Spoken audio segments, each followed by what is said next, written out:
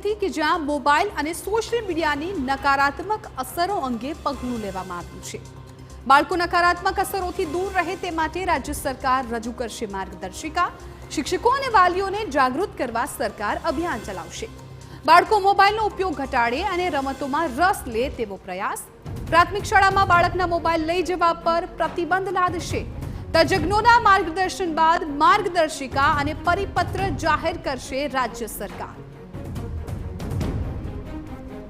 તો મોબાઈલ અને સોશિયલ મીડિયાની નકારાત્મક અસરો અંગે હવે એક મહત્વપૂર્ણ પગલું ભરાઈ શકે છે। બાળકો નકારાત્મક અસરોથી દૂર રહે તે માટે રાજ્ય સરકાર રજૂ કરશે માર્ગદર્શિકા।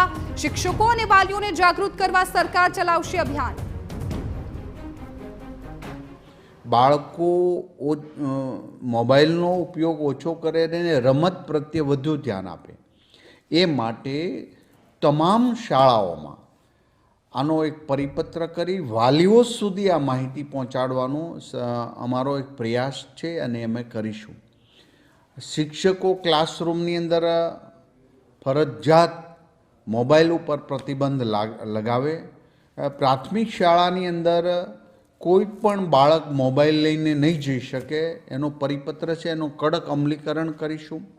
વાલીઓ, શિક્ષકો અને બાળકોની એક ચોક્કસ ગાઈડલાઈન અમે તજજ્ઞો પાસેથી માહિતી મેળવી અને અમે એ પરિપત્ર કરીને વિદ્યાર્થીઓ સુધી અને વાલીઓ સુધી પહોંચે એનું એક અભિયાન સ્વરૂપે ગુજરાતમાં ચલાવીશું।